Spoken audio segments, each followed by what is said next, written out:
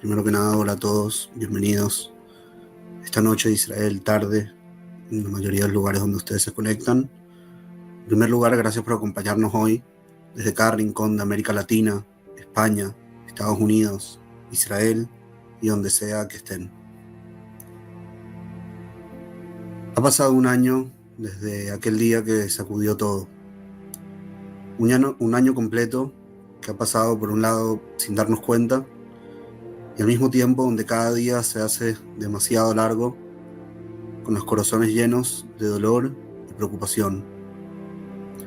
Hoy, esta noche, nos unimos para conmemorar un año de la atroz masacre del 7 de octubre. Hoy nos unimos para levantar la voz por los 101 secuestrados que siguen en Gaza. Nos unimos para intentar entender la situación actual y qué podría pasar en el futuro. Nos unimos justamente para estar juntos, porque en todos estos meses, tras la cruel masacre que sufrimos, los que nos odian, los que glorifican el terrorismo, los que celebran la muerte, nuestra muerte, han levantado la cabeza. Pero hoy nos unimos y mostramos que nosotros también levantamos la cabeza, unidos, juntos, con la frente en alto, por los valores en los que creemos, porque creemos en un futuro mejor, porque queremos un futuro sin terrorismo y porque queremos que todos regresen a sus casas y que todos puedan vivir con seguridad. Es imposible ahora nombrar a las 1.200 víctimas de la masacre del 7 de octubre, pero eso no nos exime de recordar, y sería injusto no nombrar al menos a algunos de ellos.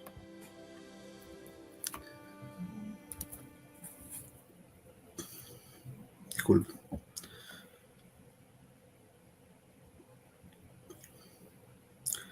Hoy recordamos a la pequeña Noya, asesinada junto a su abuela en casa. Una niña en el espectro autista, llena de luz, que fue encontrada, asesinada, abrazada con su abuela.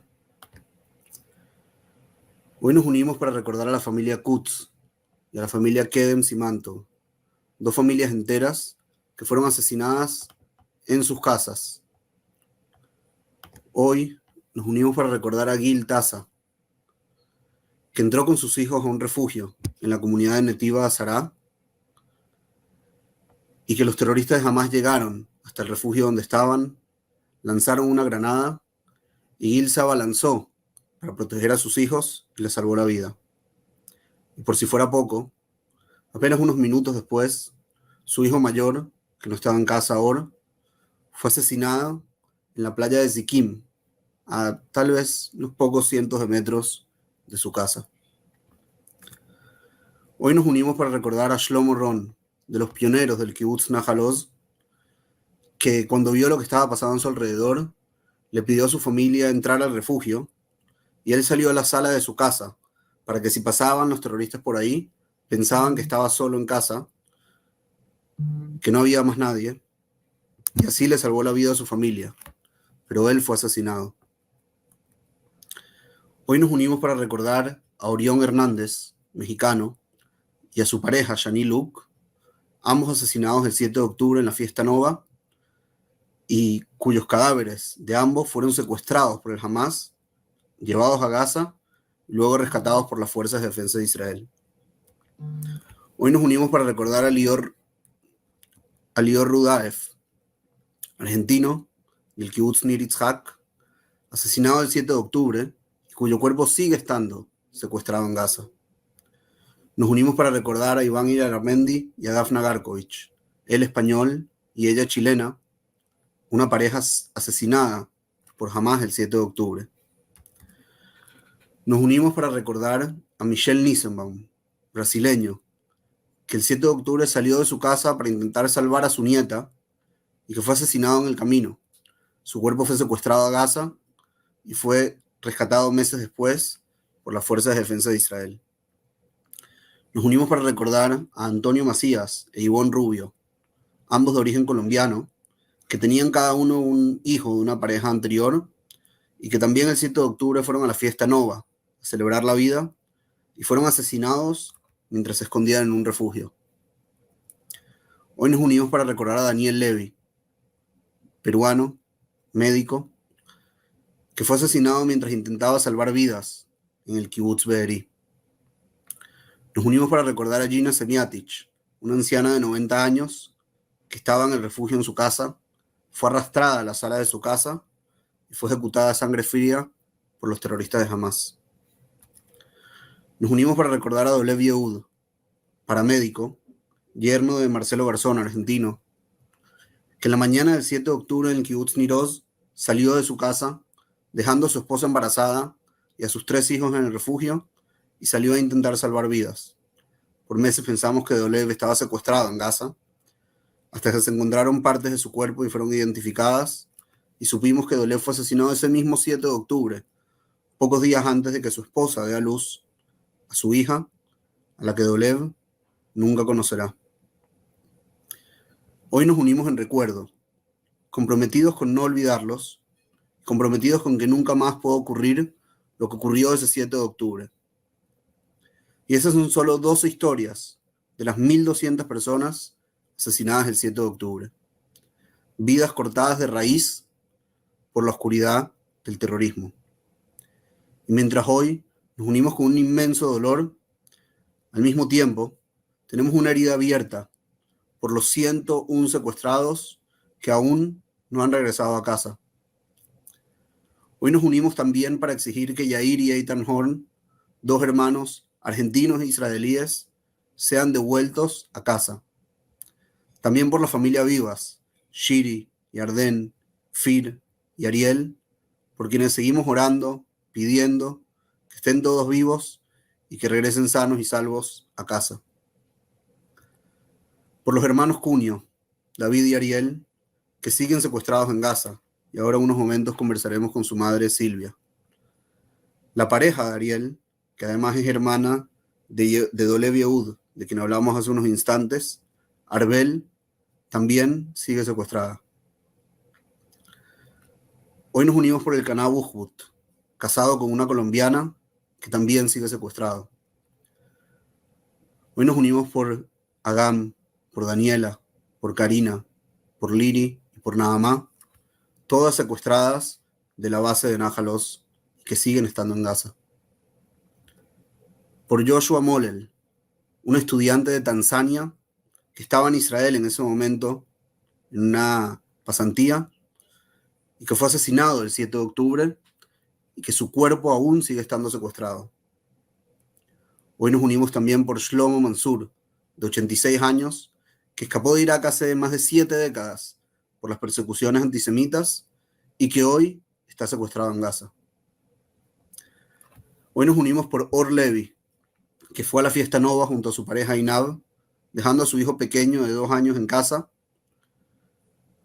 y los terroristas de Hamas llegaron hasta el refugio donde ellos estaban escondidos, lanzaron granadas a ese refugio, y Inab fue asesinada frente a los ojos de Or, y Or fue secuestrado y llevado a Gaza. Por ellos y por todos los 101 secuestrados, hoy nos unimos y pedimos que sean liberados. Todos deben regresar a casa. Y hoy también nos unimos en oración y agradecimiento por los soldados de Israel que siguen en el frente de batalla en todas nuestras fronteras para protegernos a nosotros, para proteger a Israel. Y si quiero que recuerden algo de este evento, es esto. Si soldados israelíes, jóvenes de 18, 19 años, luchan con valentía contra el terrorismo en el campo de batalla físico, poniendo en riesgo sus vidas, ¿cuánto y más nosotros podemos y debemos levantar la cabeza y luchar contra las mentiras y contra el odio en el campo de batalla de la legitimidad? No nos podemos rendir y es responsabilidad de cada uno de nosotros. Ahora voy a compartir con ustedes un poco lo que vamos a tener en el evento de hoy.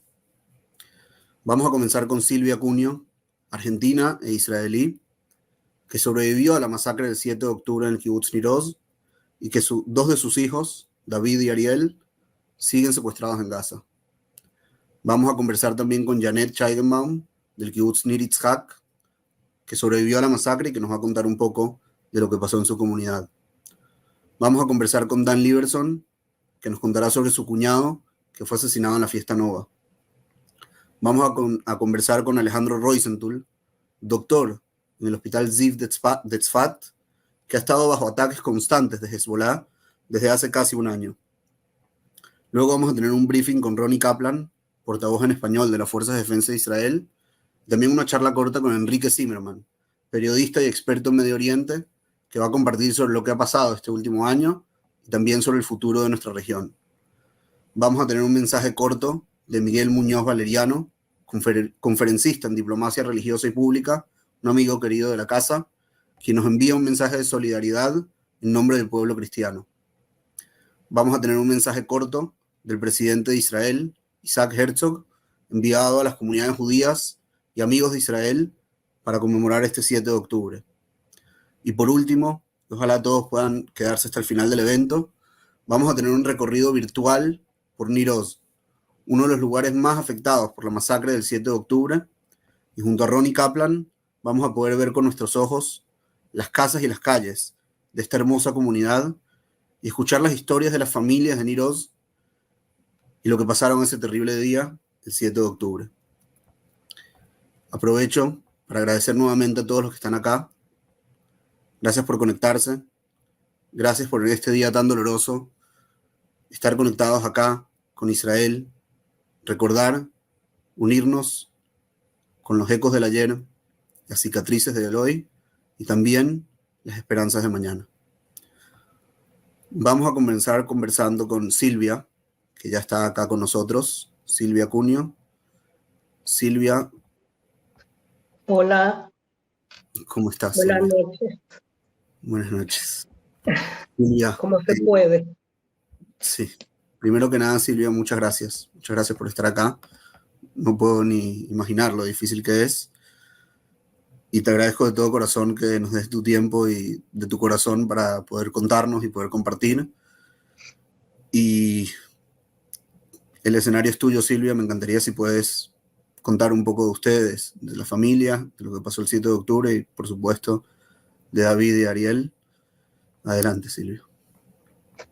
Bueno, soy Silvia Cunio del kibutz Nir Oz.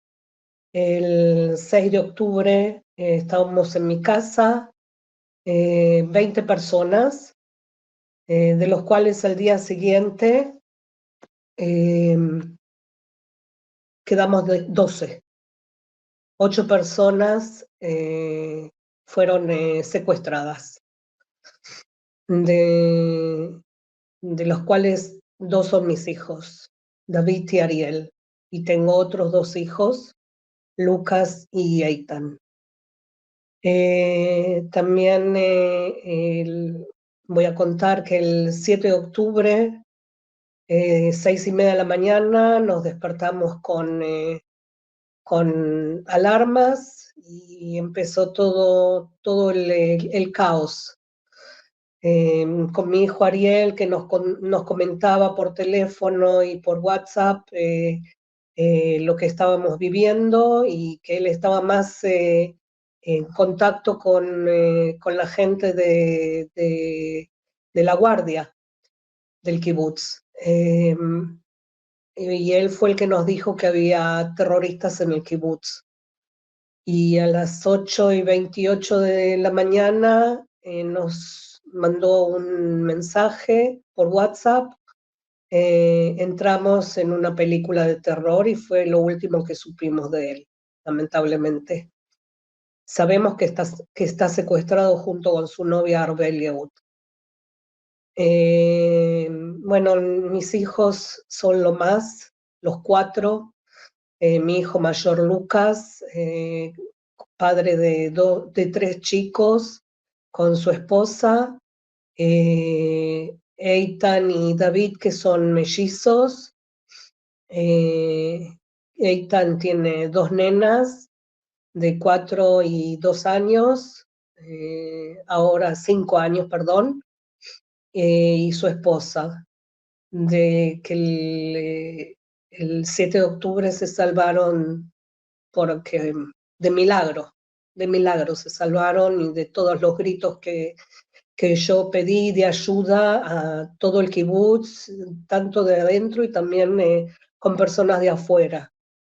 Y gracias a Dios tuvieron un buen resultado, por suerte, que fueron rescatados a último momento, porque mi hijo y sus hijas y mi nuera estaban ya prácticamente sin vida, pero por suerte pudieron salir de ese caos. David, el hermano mellizo, como yo siempre digo, gemelos, siempre tienen que tener lo mismo. También le quemaron la casa y gracias a Dios eh, están con vida mi nuera, mis nietas, su hermana y su hija, que estaban en el refugio de ellos, en la pieza de seguridad. Y bueno, a ellos se los llevaron eh, a Gaza, y mi hijo, en un momento dado, cuando lo sacan, él, mejor dicho, él sale con su hija, con una de las mellizas, porque tiene gemelas, sale porque ya no pueden más con el humo. Entonces sale él con una de las nenas y lo atrapan afuera los terroristas, y lo llevan a un tractor, y quedan adentro de su casa la esposa, Sharon, con su hermana y las dos nenas chicas.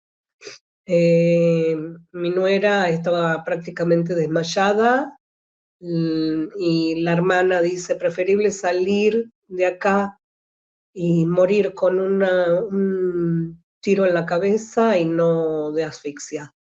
Esas fueron las palabras de ella. La sacan a mi nuera, a Sharon, y mi hijo ve que la sacan y dice: es mi esposa, tráiganla, y la llevaron.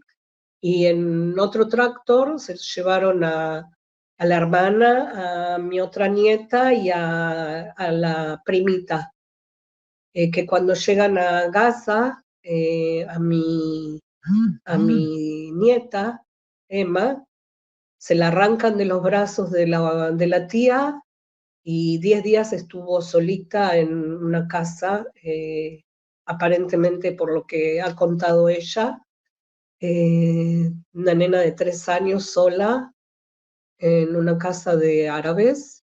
Y bueno, gracias a Dios, después de 10 días, no sé, fue un milagro que mi nuera dijo que está escuchando, porque ellos estaban en un hospital, mi hijo y mi nuera y la otra nena, estaban en el hospital Natzer, y escucharon llorar a una nena, a una criatura, y dice: es Emma, y mi hijo le dice: no, estás soñando, vos querés que sea Emma, pero no lo dudo mucho. Y al final abrieron la puerta y era Emma, gracias a Dios, y se pudieron reencontrar los 4, y en los 49 días se lo llevan a mi hijo David a los túneles, y ellas fueron liberadas en el día 52. Y bueno, eso es prácticamente lo que hemos vivido. Nosotros estábamos en el cuarto de seguridad, intentaron abrirnos la puerta 4 veces, y gracias a Dios, con la fuerza de mi marido, pudo salvarme y salvarse él. Y lo mismo mi hijo Lucas, que estaba con sus hijos y su esposa, y corrieron lo mismo.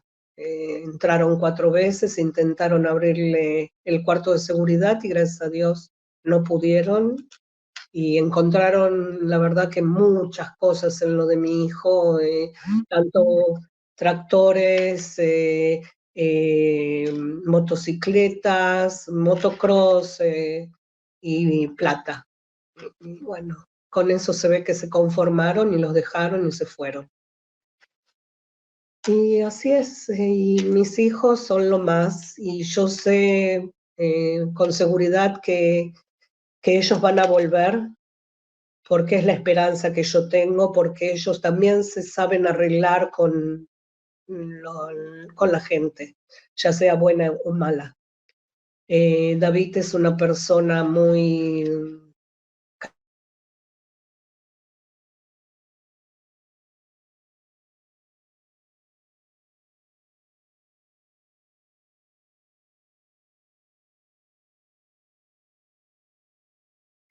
Me parece que perdimos la conexión con Silvia. Vamos a ver si regresa.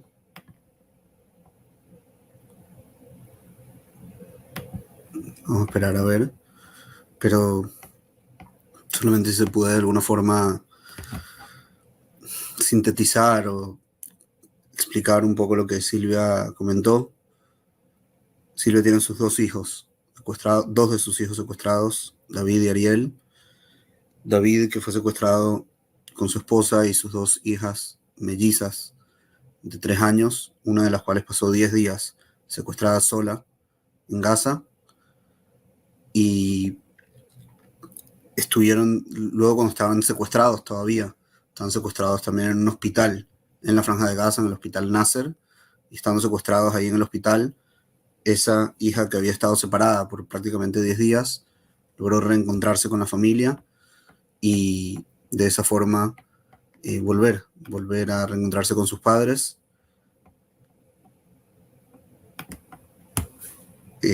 Sharon, la esposa, con las dos hijas, fueron liberadas durante la pausa operativa que hubo en el mes de noviembre, y David sigue secuestrado desde entonces en la Franja de Gaza, igual que su hermano Ariel, que está secuestrado con su pareja Arbel Yehoud. Mientras vemos si Silvia puede volver a conectarse, están diciendo que ya se va a conectar nuevamente. Un problema técnico. Vamos a esperar un par de minutos. Les recuerdo que vamos a tener hoy también con nosotros en unos minutos apenas a Janet Scheigenbaum, del Kibbutz Nir Yitzhak, a Dan Lieberson, que va a contar la historia de su cuñado, a Alejandro Roisenthal, del Hospital Ziv de Tzfat, que va a contar sobre la situación en el norte ahora y durante el último año. Vamos a tener un briefing con Ronnie Kaplan, una charla con Enrique Zimmerman, un mensaje corto de Miguel Muñoz, también del presidente Isaac Herzog. Y por último, ojalá todos puedan quedarse hasta el final, vamos a tener un recorrido virtual por el Kibbutz Nir Oz, donde vive Silvia, la familia Cunio y muchas otras familias que fueron afectadas por la masacre del 7 de octubre. Hay que decir también muchas familias de origen latinoamericano, argentinos, uruguayos, que estaban en el Kibbutz Nir Oz y que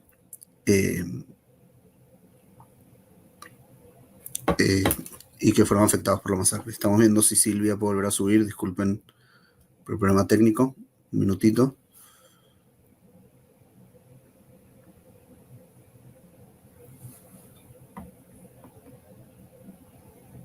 Bueno, para avanzar y ojalá Silvia pueda volver y terminemos con ella en unos minutos, vamos a seguir con Janet.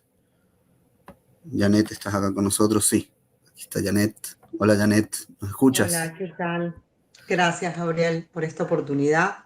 Gracias a ti. A diferencia de Silvia, debo decirle que nosotros tuvimos suerte.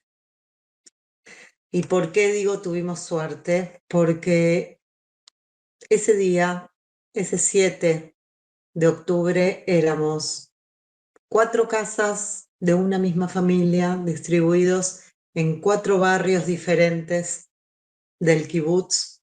Nir Yitzhak es un kibutz grande, unas 500, casi 600 personas, 4 barrios, y todos nos salvamos.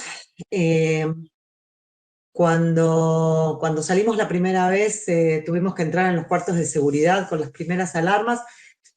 No entendimos de que era una situación diferente a la que hemos vivido en otros años, en los Yo vivo en Yitzhak hace 27 años y en 23 años habíamos estado viviendo este tipo de situaciones, pero nunca de esta manera. Al poco tiempo empezamos a entender de que era algo diferente. Empezamos a mirar qué era lo que pasaba, buscamos en la televisión información, en los medios de comunicación, no lo logramos y cuando ya lo logramos empezamos a ver que lo que estaba sucediendo tenía que ver con terroristas que entraban en Israel, pero que estaban en Sderot. Ahora, Sderot de Niritzhak se encuentra más cerca de Egipto, porque somos de los, digamos, el cuarto kibutz mirando desde la frontera de Egipto hacia Israel. Y estábamos más cerca de Egipto que de Sderot. Sderot es la otra punta de la Franja de Gaza. Nosotros estamos bien al sur. Y nos parecía que era algo muy lejano, ¿verdad? En el grupo de WhatsApp del kibutz, en determinado momento, empezamos a ver que la gente empieza a decir, están en mi casa, rompieron los vidrios, están en mi casa los terroristas. Esto es algo que no nos habíamos imaginado nunca y algo para lo que no estábamos preparados. Y en ese momento uno empieza a dibujar, ¿verdad?, en su cabeza cuál es el recorrido de los terroristas a través de lo que va contando la gente, porque todos conocemos kibutz, aunque sea grande, todos más o menos sabemos dónde viven los otros. Entonces íbamos haciendo ese recorrido. Y en mi cabeza yo también iba haciendo el recorrido de mi familia, porque el primero es mi hijo Gilad, que tiene 23 años y que estaba solo en el barrio de Los Soldados y que estaba escuchando tiros. Después estaban mis cuñados en el barrio que se llama Pueblo, ellos dos con su hijo más joven. Después la hija de mis cuñados, mi sobrina, Leisa, estaba con su esposo y sus 2 niños chiquititos, más cerca nuestro, ¿verdad?, en el barrio central. Y después veníamos nosotros, Janet y Leo, que estábamos encerrados en un cuarto de seguridad como este, donde estoy ahora, que en realidad estoy en la casa de unos amigos en el kibutz, pero es un cuarto así, que se ve normal. Pero bueno, estábamos en el cuarto de seguridad.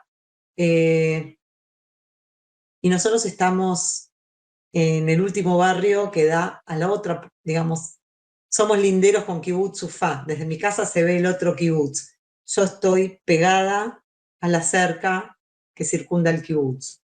Si bien los terroristas entran exactamente por el lado opuesto, por la otra punta, y rompen la otra cerca, desde el otro lado, íbamos imaginándonos y esperando lo peor, ¿verdad? Que iban llegando los terroristas y se venían acercando y en cualquier momento podían venir. Mi hija Ariana estaba en Givatayim, cerca de Tel Aviv, y ella a través del grupo de WhatsApp del kibutz también iba siguiendo ese mismo mapa. Y de pronto se dio cuenta de que era muy posible que se quedara sin familia, porque toda su familia, salvo la que está en Uruguay, ¿verdad?, mi hermana con sus hijas, el resto de su familia vive en Yitzhak. Y la única que vive en Beersheba es mi suegra, y que podía quedarse huérfana de toda familia en Israel de pronto. Fue una sensación, tanto para ella como para nosotros, muy dura. Bueno, hasta el 6 del 10,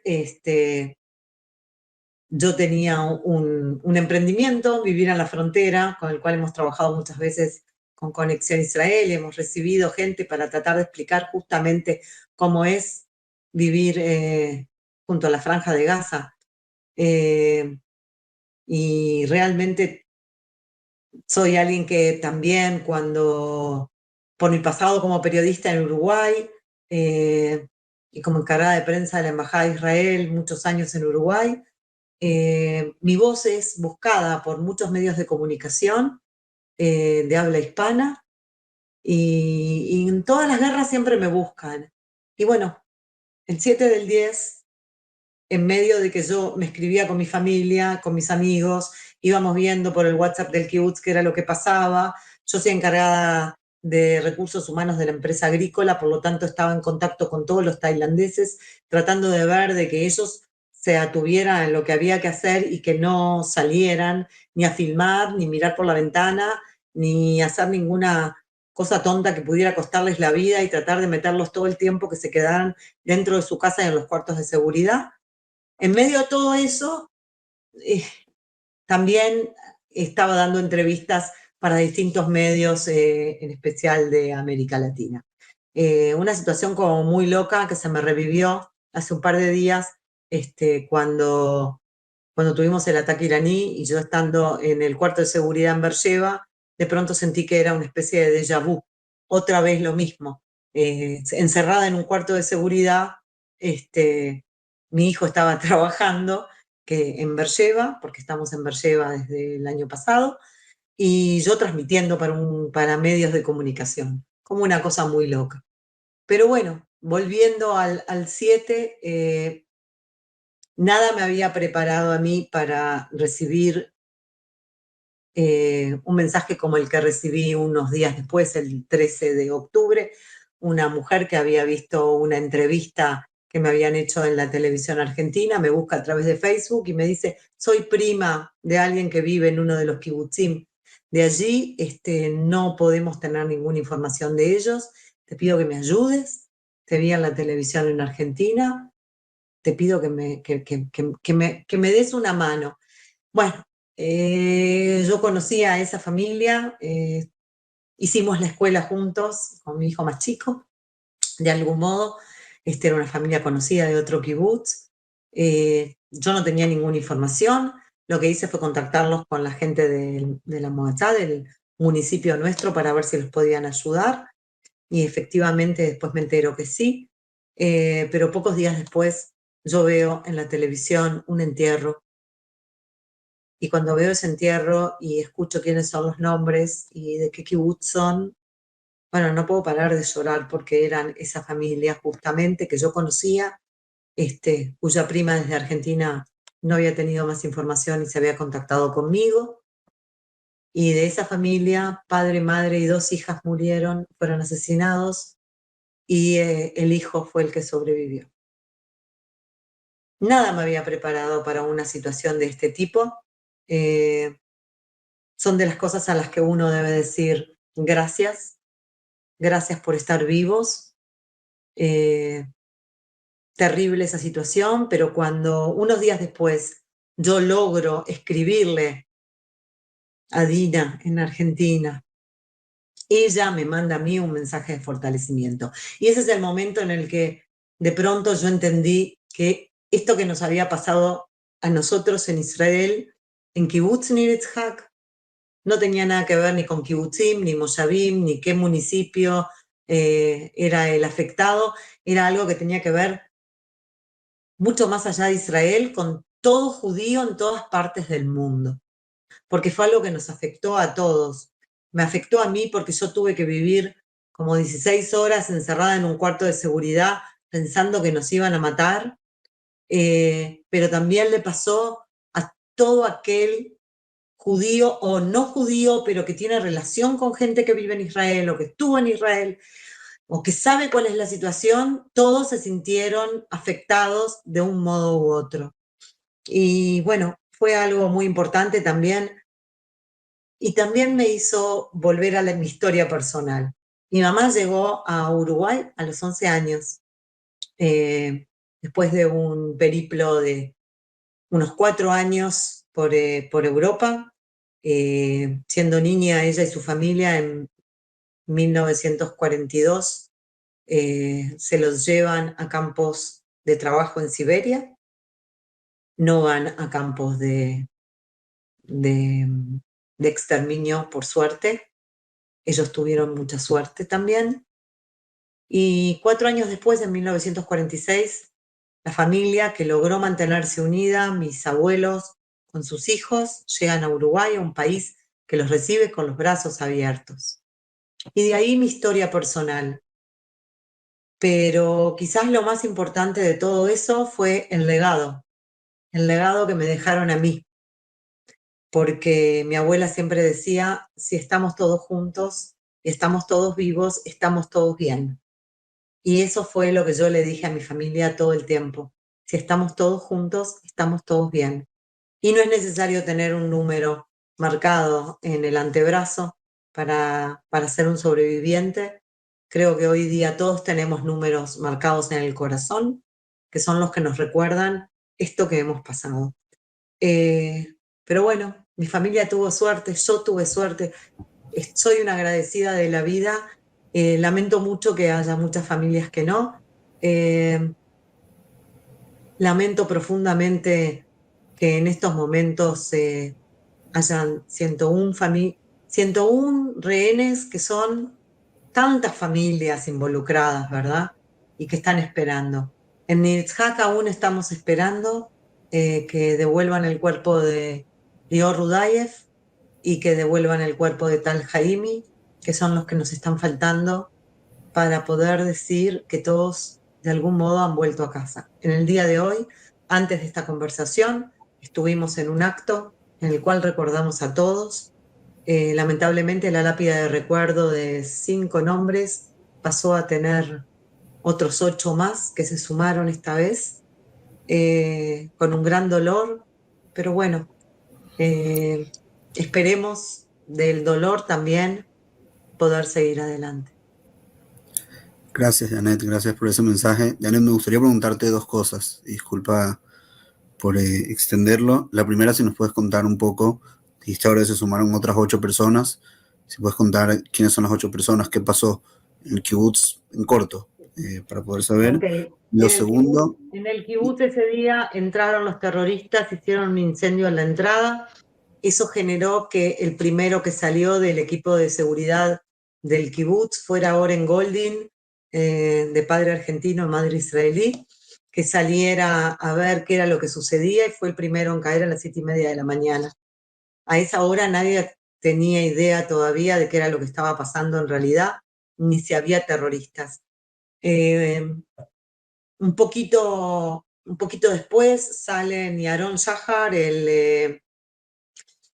el encargado de ese equipo de seguridad, que se había ido a dormir muy tarde porque a las 3 de la mañana había recibido un grupo de trabajadores de la Franja de Gaza que venían a cortar, a trabajar en el mango y en la recolección de mango y de palta, ¿verdad? Entonces venían desde la Franja de Gaza y trabajaban para nosotros. Todos esos trabajadores fueron exterminados por los propios palestinos, de los terroristas, en el campo. Pero bueno, Yaron se había acostado muy tarde, entonces él sale también, y a él también lo matan. Están también Ofek y Arasi, de 28 años, y Boaz Abraham. Boaz era mi socio, mi gran socio, porque como yo soy encargada también de los trabajadores tailandeses, los que trabajaban con nosotros, Boaz era la parte, digamos, yo era como la madre, él como el padre, de algún modo. Él era el que los mandaba a trabajar y les decía lo que tenían que hacer, dónde tenían que correr las canillas del agua, qué eran las cosas que tenían que hacer. Y bueno, tenía una relación preciosa con todos. Y incluso él pasa por la casa de los tailandeses y les dice a todos: adentro, adentro, métanse adentro, porque a ellos les gusta mucho salir a filmar. Y él y Ofek caen peleando con los terroristas. Y atrás salen Lior Rudayev y Tal Haimi, que vienen por otro lado, y ellos mantienen también una lucha en la entrada del kibutz. Y bueno, ellos también caen, y los cuerpos de Oren, Lior y Tal son robados por los terroristas. Ahora, el de Oren Goldin lo han devuelto hace muy poco. Debo aclarar, Oren Goldin no es Oren Goldin. Oren Goldin es el hijo de mi compañera de trabajo, con la que trabajamos juntas hace 14 años. Yo estuve en el bar mitzvah de Oren, estuve en el casamiento, estuve cuando nacieron sus mellizos. Tal Haimi no es Tal Haimi, una persona, no, porque su esposa es nuestra profesora de pilates, porque yo estuve con ella desde su segunda clase, no desde la primera. Estuvimos en el casamiento, estuvimos cuando nacieron los chicos. Tenía relación con su madre, con su padre, su tío es mi jefe, otro tío trabaja conmigo, Boaz era mi socio, y yo todavía ese día, temprano en la mañana, le pongo, Boaz, lo llamo y veo que no me contesta. Entonces le escribo en el WhatsApp, Boaz, no te preocupes por los tailandeses, yo me escribo con ellos, yo me ocupo de ellos, porque entendí que él estaba en el grupo de seguridad. Y a las 6 de la tarde me doy cuenta que Boaz nunca me contestó nada. Y le digo, Boaz, le escribo en el WhatsApp, Boaz, ¿vos estás bien? Y bueno, Boaz ya no estaba con nosotros y se demoraron algo así como 2, 3 días hasta que lo reconocieron. Bueno, Ofek era del grupo de mi sobrina, esa que estaba con los 2 niños chiquitos en su casa. Ese día Ofek también trabajó conmigo,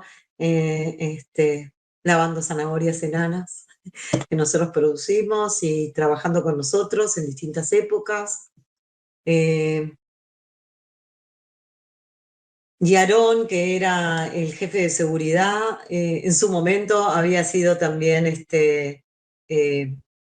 líder de Madrid de mi hija, por ejemplo. Una relación, Lior Rudayev, por ejemplo, él era el encargado de ocuparse de todo el tema de seguridad de los vehículos de la empresa de nuestra empresa agrícola.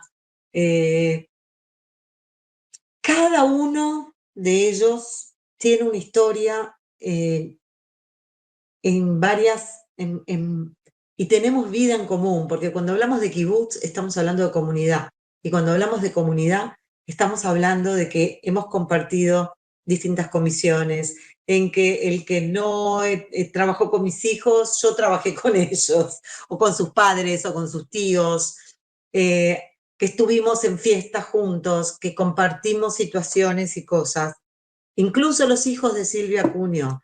Ella decía que tiene 4 hijos. Bueno, pues uno fue Lucas, una vez vino, yo necesitaba que alguien me instalara la lavarropa y vino, lo contraté, vino Lucas con Ariel. Y después resultó de que Ariel se juntaba con el grupo de mi hija, porque un íntimo amigo de Ariel es de Nitzhak, y es muy amigo de mi hija, y ellos se juntaban juntos, y resulta que Arbel bailaba también ballet como bailaba Ariana, y les tocó bailar juntas una al lado de la otra, la vuelta que vino Shimon Pérez a visitar el municipio nuestro. Estamos hablando de gente que se conoce, de gente que vive junta, de gente que cada cosa que pasó en cada kibutz o en cada moshav de la zona, todos nos conocemos, todos tenemos relaciones, todos tenemos lazos que nos unen.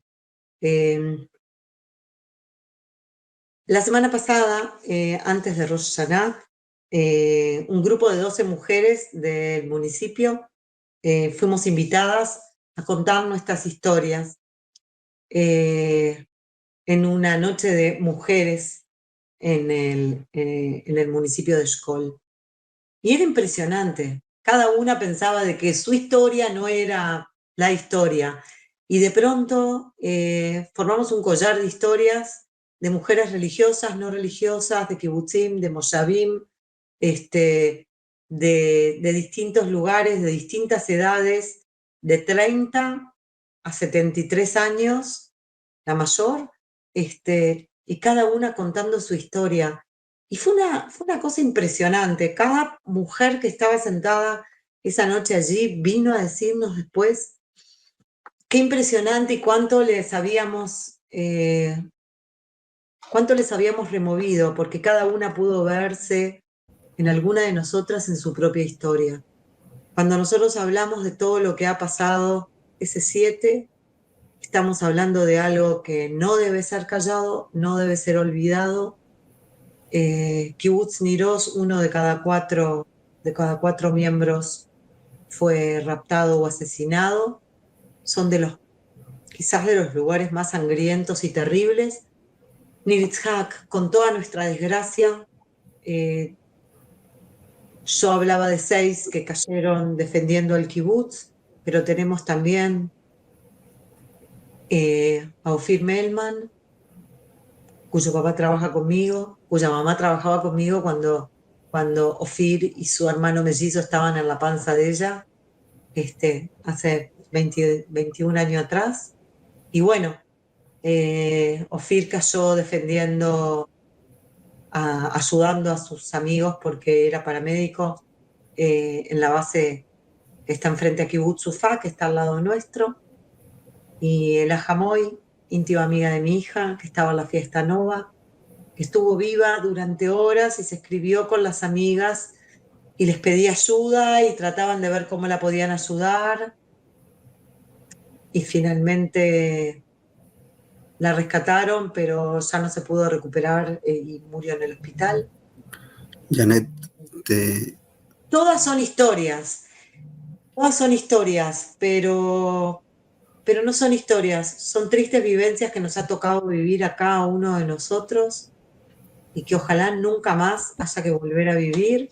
Yo creo que cada uno de los que hoy está escuchando los testimonios tiene que hacerse eco para tratar de entender de que esta no es una guerra que Israel pidió, que esto es una guerra sanguinaria, que no se puede creer cuando los medios de comunicación del mundo dicen solamente que Israel es el que ataca y el que mata y el sanguinario, porque aquí fueron degollados niños, muertas personas, muertas madres embarazadas, asesinados, violados, quemados.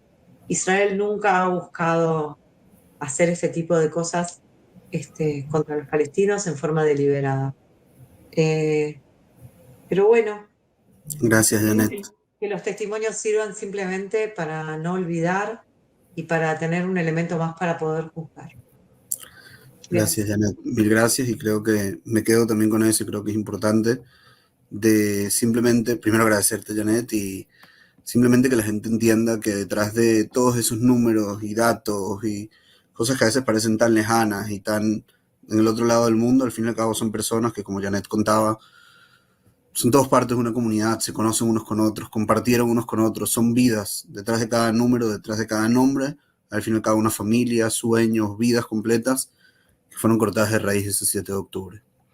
Ahora, para seguir adelante con esta noche, gracias, Janet, gracias nuevamente. También pido un segundo agradecer a Silvia. Al parecer tiene un problema de conexión y no se puede volver a conectar, pero me escribió que les agradece a todos por escuchar y que les voy a compartir también un video con su testimonio para que lo puedan escuchar completo también. Así que gracias a Silvia y gracias a todos por escuchar ahora. Quiero darle la palabra a Dan Lieberson. Dan también es argentino, familiar de Or, asesinado en la fiesta Nova. Dan, el escenario es tuyo. Hola Gaby, ¿cómo va? Bueno, ante todo agradecerles el espacio. Sin dudas no es fácil, estamos en vísperas del día que nos cambió la vida a todos como pueblo judío, a todos como sociedad, a todos como Estado de Israel y aquellos que muestran la solidaridad con el pueblo judío y con el Estado de Israel, también aquellos ciudadanos del mundo que entendieron que nos vimos afectados por la masacre y nos cambió la vida. Hoy, 6 de octubre, recordamos cómo era nuestra vida antes de este día terrible. Como bien dijiste, yo voy a compartir la historia de Or. Tengo aquí una foto. Or Haim Benjamo. Él es mi cuñado, el hermano menor de mi esposa. Tenía 19 años cuando decidió la noche del 6 de octubre ir al Festival de Nova con otros amigos. Yo también tengo aquí sus fotos. Maayan Mor y Nissim Levy. Ellos tres fueron al Festival de Nova relativamente tarde o temprano, como lo quieran ver. Digamos, llegaron casi al amanecer al Festival de Nova. Y este eventualmente va a ser un dato importante porque la historia que les voy a compartir es una historia que armamos, digamos, armamos un rompecabezas con la familia, intentando entender qué fue lo que le pasó. Eh, Cuando comienzan los misiles, Or sale del Festival Nova, y recibimos un tiempo después, nos enteramos que recibimos un mensaje de voz que le manda a sus amigos, el cual comparte que están bien, que están camino a Rehovot, que es la ciudad donde él vivía, y que va a estar todo bien. Con lo cual, digamos, ese mensaje es un poco tranquilizador porque lo recibimos unos días después en un momento en donde teníamos muy poca esperanza sin saber lo que le había pasado. Antes de continuar con el relato, quiero contar un poco quién era Or, porque al fin y al cabo, como bien decía Janet, estamos hablando de historias de vida que lamentablemente terminan con una muerte trágica en un festival de música, pero al fin y al cabo también fueron amigos, familia, hermanos, cuñados en mi caso, antes de ser asesinados. Y en el caso de Or era una persona que tenía muchísimos amigos. Tantos eran los amigos que el día del entierro vinieron más de 1000 personas y la verdad es que nosotros no conocíamos a algunos pocos, o sea, algunos pocos que eran los que quizás sus más amigos, pero no entendíamos el alcance que había tenido Or en su barrio, en su comunidad, en su gente que habían venido a despedirlo. A Or le encantaban los animales, los perros especialmente. Cuando yo llego a la familia de mi esposa hace 7 años, había un perro solo en la familia y Or fue adoptando perro tras perro. Y el último inclusive lo adoptó en julio del año pasado, eh, antes de ser asesinado en octubre. Y al día de hoy ya creo que hay 4 perros en la familia, el cual él trajo algunos de ellos. También le gustaban, por supuesto, las fiestas, la música electrónica, por eso el día anterior también, el jueves, había ido a la fiesta que también se hizo en el mismo sitio de Nova, a una fiesta que se llamó Unity, el cual había ido con otro grupo de amigos, eran, no sé si 15, 20, 30, eran un grupo muy grande de amigos que iban a los festivales de música electrónica, con lo cual también para acentuar de que hay mucha gente que dice que es raro, ¿cómo puede ser que sea una fiesta electrónica tan cerca de la frontera con Gaza? ¿Esto podía pasar? Y la verdad es que no. O sea, fue un ataque sin precedentes, no era algo que podíamos suponer de que podía llegar a pasar, con lo cual en la misma noche anterior, el jueves a la noche, habían ido a una fiesta en esa zona. Con lo cual, eventualmente a las 4 o 5 de la mañana deciden ir a la fiesta, llegan y cuando comienzan los misiles, que al principio creíamos que eran solamente misiles, Or manda este mensaje diciendo que estaba todo bien, que se habían subido al auto y que se habían ido. Después, cuando vimos las imágenes, entendimos de que el hecho de que había llegado tan tarde hizo que logre escaparse, de que su auto no había quedado atascado en el tránsito de la gente intentando escapar de Nova, sino que había logrado escaparse. Y empieza a bajar hacia el norte de manera natural, obviamente por la falta de información de que habían entrado terroristas. Hay muchos que dicen que para salvarse del Nova había que escaparse hacia el este o en algunos casos salir de Nova hacia la derecha, porque escuché otros testimonios que los que doblaron a la derecha se salvaron y los que doblaron a la izquierda se encontraron con lo que fue la terrible curva de Mefalsim, que fue un sitio en donde la policía eventualmente nos contó a nosotros como familiares de una víctima asesinada el 7 de octubre en esa curva, que en la curva de Mefalsim fueron asesinadas 110 personas, de las cuales 65 fueron del Festival de Nova. Entre ellos, Or, Mayan y Nissim.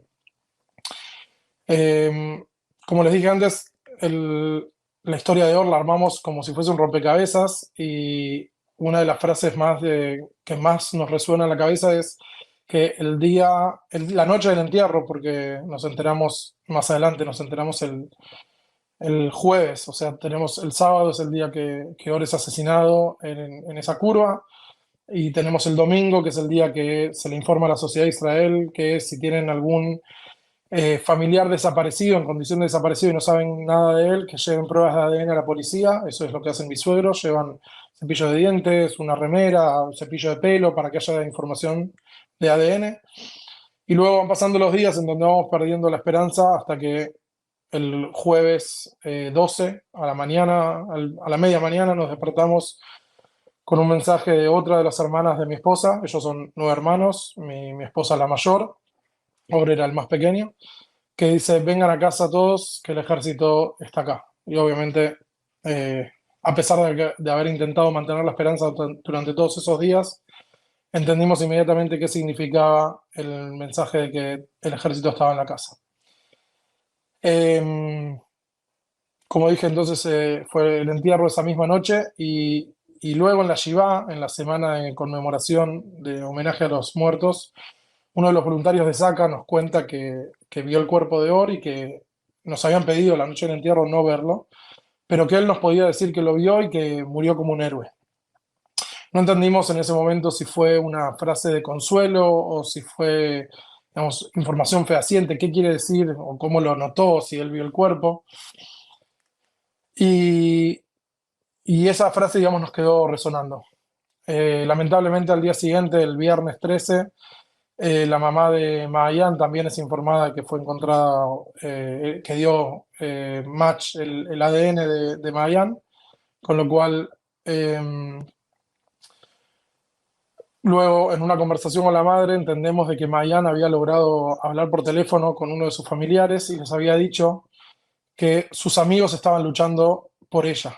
O sea, que Or y Nissim, los 2 hombres que estaban en el auto, se ve que cuando, de nuevo, esto es un armado de la historia que tenemos, cuando llegaron al curso de Mefalsim seguramente se bajaron del auto y lucharon con sus propias manos contra terroristas armados.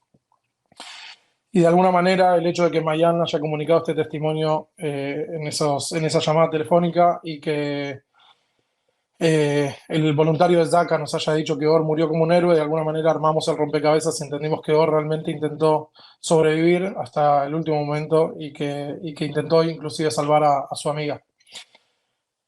Cuando digo que teníamos la esperanza de que Or, digamos, durante esos días, de que Or se iba a salvar, yo tuve una especie de, no sé si fue un sueño o una visión, pero sentí que yo estaba en la habitación de Or y que sentí que Or entraba, digamos, con ese espíritu de vida, de fuerza que sentí que iba a entrar por la puerta y nos iba a contar, como no saben la experiencia que tuve, cómo me encontré con terroristas y Nissim y yo y nos salvamos y nos escapamos por acá y realmente creíamos que esa iba a ser la historia que Or nos iba a contar. O sea, realmente creí y creíamos en la familia que Or se iba a salvar porque era, digamos, al ser el menor de 9 hermanos, eso te da una especie de experiencia de vida, un poco de el instinto de supervivencia. Una característica muy importante que me olvidé contar de Or, que creo que es importante, especialmente ahora que estamos en época de fiestas, es que Or era el primero en levantar la mano para ayudar en la casa, en la familia. Por ejemplo, Or era el que ayudaba a su familia, a su papá, a construir la sukkah en la casa. Y ahora que estamos en vísperas de Sukkot, la pregunta que surge en la familia es quién va a construir la sukkah.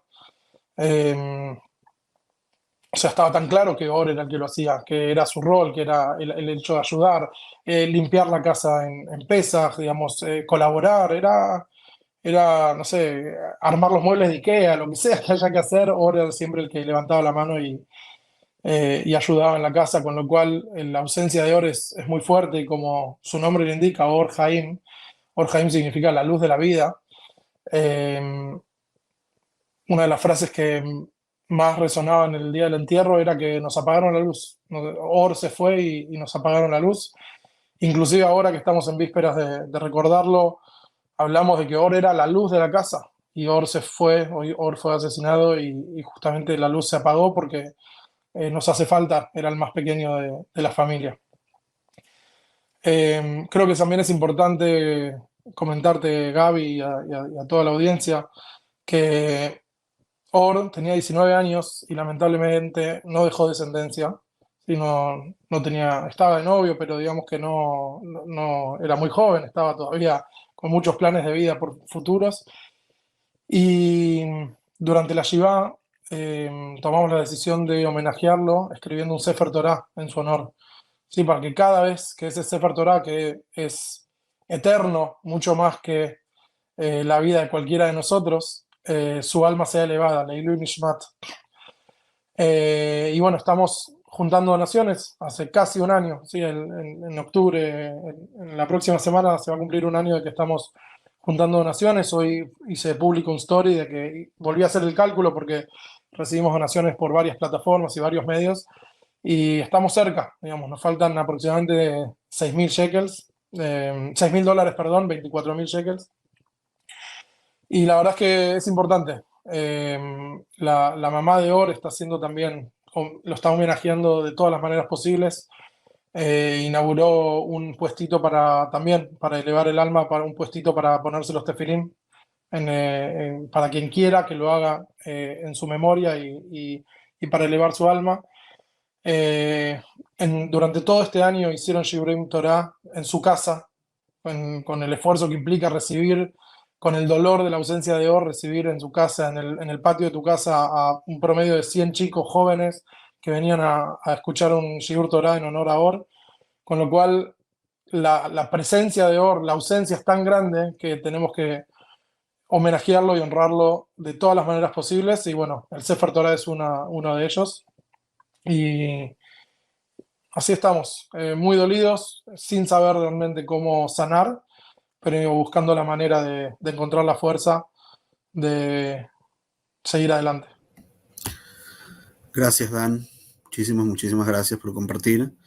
Dan, ya alguien me escribió en privado si puedes dejar los datos de cómo pueden donar para el Sefer Torah. Si quieres me puedes pasar Claro. a mí o a Vivi por WhatsApp y así lo podemos Dale. compartir acá para quien quiera ser parte Ya lo de mando. ese enorme mitzvah.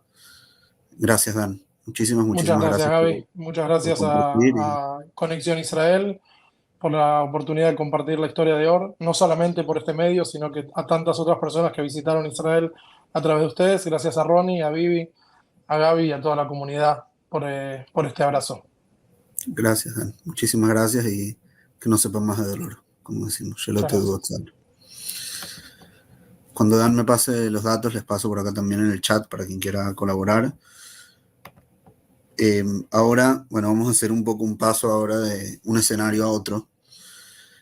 Porque si bien hoy estamos recordando la masacre del 7 de octubre, hay que también recordar que el 7 de octubre no solo ocurrió la masacre en específico ese día, sino que ese día inició una guerra de la que también se cumple un año, y que el 7 de octubre empezó en el sur de Israel, pero que lamentablemente desde el 8 de octubre empezó también en la frontera norte de Israel, entre Israel y el Hezbollah, y que en los últimos días en especial hemos escuchado más en las noticias por el operativo que están haciendo las fuerzas de defensa de Israel en la frontera norte entre Israel y el Líbano. Y quiero compartir el testimonio del doctor Alejandro Roisenthal. Alejandro es cirujano maxilofacial, director de la unidad en el hospital Ziv, en la ciudad de Tzfat, en el norte de Israel, que en el pasado fue incluso nominado como personalidad destacada en el ámbito de los derechos humanos por la legislatura porteña. Ale, que pasó años, tal vez, corrígeme Ale si me equivoco, recibiendo a heridos de la guerra civil en Siria, es decir, recibiendo personas que venían del otro lado de la frontera, de un país que en teoría es enemigo de Israel, y recibiendo a civiles heridos, tratándolos en Israel y luego devolviéndolos a Siria. Y que hoy en día la ciudad donde está el hospital Ziv, Tzfat, así como toda la zona del norte de Israel, está bajo fuego constante, bajo ataques constantes de la organización terrorista Hezbollah. Y nos era importante, si bien estamos recordando lo que pasó el 7 de octubre, no desconectarnos también de lo que está pasando hoy, ahora, en este momento, en Israel, y no olvidarnos tampoco de las más de 60.000 personas del norte de Israel que fueron evacuadas de sus casas desde el día 8 de octubre y que no han podido volver. Doctor Alejandro Roisenthal, Ale, estamos contigo. Si quieres un poco contar sobre ti, contar sobre el trabajo que haces en el hospital y en especial, en unos pocos minutos, contar también la situación que han vivido estos meses y en especial ahora. Hola Gabriel, gracias por invitarme a contarles un poco lo que estamos viviendo acá desde el 7 de octubre.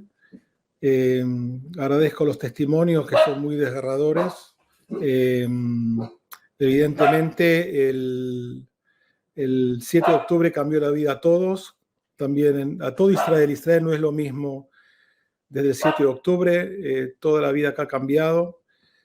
Yo estoy acá trabajando en el hospital de Safed, en el norte de Israel. Estamos a 7 kilómetros de la frontera del Líbano y a 40 kilómetros de la frontera de Siria.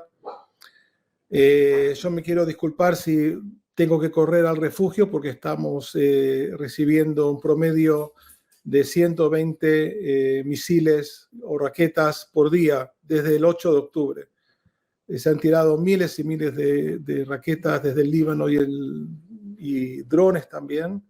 Así que estoy acá en mi casa, a un paso del refugio, así que si tengo que correr, me pido mil disculpas porque ya eso es la vida diaria, ¿no? Desde el 8 de octubre, la vida acá en el norte ha cambiado radicalmente. Como decías vos, Gaby, más de 60.000 personas fueron evacuadas. Toda la zona de Kiryat Shmona, todos los moshavim y kibutzim del norte del país han sido evacuadas, quedando Tzfat y la ciudad donde yo vivo, que es Rosh Pina, quedamos en la nueva frontera de Israel.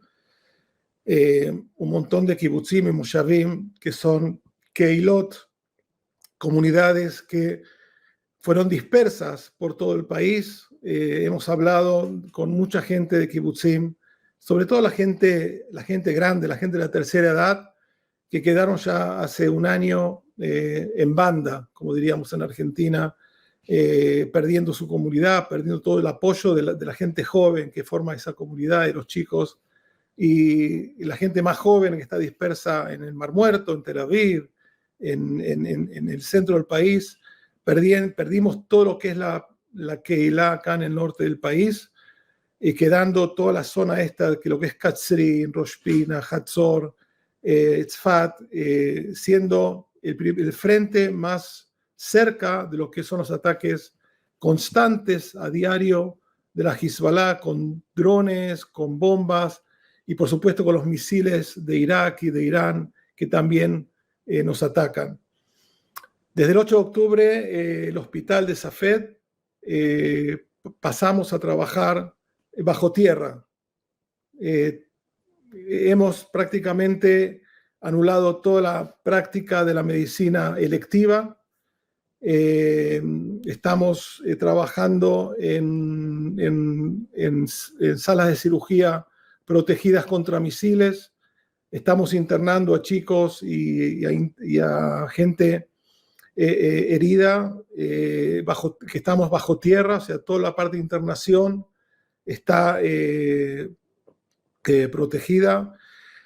El personal médico, estamos llegando al hospital con mucho temor, porque uno dice, bueno, el hospital está protegido, todo muy bien, tenemos un refugio muy importante, pero hay que llegar al hospital y hay que salir del hospital. Nosotros no vivimos en el hospital y ese es el momento más tenso de la vida. Fíjense que siempre cuando estamos por salir del hospital, con mi equipo decimos, bueno, ¿quién sale primero? Bueno, yo salgo primero y salgo rápido y contame cuando pasás el puente, que acá hay un puente que se ve ahí atrás, que cruza el valle del río Amud. Y eso parece tragicómico, pero sí, es la realidad. Si uno entra al hospital hoy en día, en los pasillos ven a las enfermeras, a los enfermeros y todo el grupo médico, sobre todo la gente, las mujeres que vienen al hospital con sus hijos. Hay un montón de chicos jóvenes, sobre todo de la edad de primario, jardín de infantes, que están prácticamente viniendo al hospital a diario porque no hay escuelas. Acá no se estudia más en escuelas, acá en el norte. Entonces, los chicos prácticamente estudian por Zoom y muchas veces, ahora por ejemplo que son vacaciones, vienen al hospital y está lleno de chicos y hay guarderías que están protegidas en el hospital. A mí me pregunta a veces cómo se vive el día a día. No me quiero olvidar de que desde que empezó la incursión terrestre del ejército de Israel, de Tzahal al Líbano hace unos días, hemos recibido ya en el hospital más de 120 soldados heridos. Sin entrar en detalles, son cosas que hasta ahora veníamos viendo poco a cuentagotas, aunque vimos muchos heridos, pero ahora viene la parte más pesada, por desgracia. En cada evento que pasa ahora en el Líbano, el hospital de Safed es el primero que los recibe y estamos realmente 100% dedicados a recibir a los heridos, tanto civiles como los soldados del ejército de Israel, de Tzahal, que por desgracia son traídos al hospital. El hospital, decir, pasó a ser un hospital de trauma de nivel 1, ya con neurocirugía y con todo lo que hace falta, porque en caso de que esta guerra se agudice, entonces no se va a poder mandar a otros hospitales y vamos a tener que actuar como una isla. La vida diaria es eso, es encerrarse en la casa, es no salir a la calle solamente para hacer unas compras y volver, y siempre mirando dónde está el refugio más cerca. Yo siempre cuento algo muy simple. Ya escucharon antes a Dalia, a mi perrito, que estaba ladrando por ahí. Ya hace un año que no lo saco a la calle, a la esquina. Acá miren lo que les estoy contando, porque están en la esquina acá de la casa y me agarra una alarma. Significa que tengo tal vez 15 segundos en correr a buscar un refugio, que no lo tengo acá en la esquina. Ayer publiqué una foto de acá enfrente de mi casa, cayó una raqueta y hubo un incendio muy importante acá en Rospina, donde se sacudió toda la casa. Y bueno, eso nos trae a eso de que esta guerra todavía no se terminó. La guerra sigue en el sur, la guerra sigue en el norte y está bastante pesada la vida acá en el norte.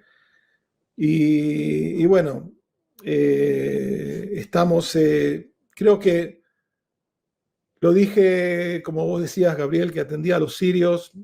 Yo una frase que me iba a agarrar del 2017, 2018, que la dije en ese momento, que si había alguna razón que explique y que justifique el haber criado a mi familia acá en Israel, que vine en el 89 con Juliana, mi mujer, y criamos 3 hijos.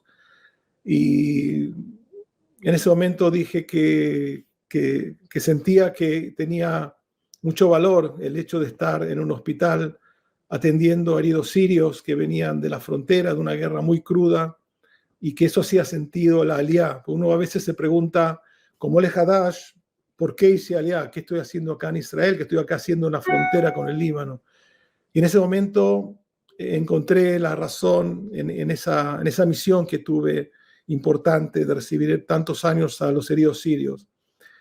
Y otro momento que puedo decir que marca la vida de todos los israelíes y de todos los judíos en el mundo, y la mía en particular, es este momento. Tener el orgullo, la posibilidad que me dio la vida, Dios, mi familia, de que en estos momentos tan difíciles, tan crudos y tan cruciales de la historia del pueblo de Israel, poder servir en un hospital de frontera de Israel, atender a los heridos, a los soldados de Tzahal, a los heridos del ejército de Israel, y a los civiles que nos visitan también y que también son víctimas de estos ataques de Siria, pero también de Siria, de Irak, de Irán, sobre todo de la Hezbollah, acá en el norte. Estoy muy orgulloso de poder ser parte de esta historia, de ser argentino, de haber venido acá por elección, y por supuesto que estaremos acá en el próximo futuro. Todavía esto no terminó, la guerra acá está, vamos a decir, siendo más difícil día a día, pero sí, creo que gracias a Dios estoy acá donde tengo que estar. Cada uno en su lugar aporta un poco en nuestra colectividad judía, si es tanto en Argentina como en el sur, como en el norte, como en cualquier parte del mundo. El pueblo judío es uno solo y estamos todos luchando para lo mismo, para que Am Israel Jai, para que estemos por siempre, a pesar de todos estos pueblos y terroristas que no nos quieren ver acá. Vamos a perseverar y a sobrevivir y a llevar adelante estos difíciles momentos que serán solo para bien. Amén, Ale. Amén. Para nosotros también es un orgullo tenerte, Ale. Un orgullo tenerte acá en este Zoom, pero en especial un orgullo tener a alguien como tú, ahí en el hospital, tratando a nuestros soldados y a todos los heridos, y con tanta labor humanitaria de años, y ahora, lamentablemente, con nuestra gente, pero gracias a Dios también de que te tenemos, Ale, y gracias también por ese sentimiento de orgullo en estos momentos difíciles. Gracias, Ale, gracias por tu testimonio. Muchas gracias.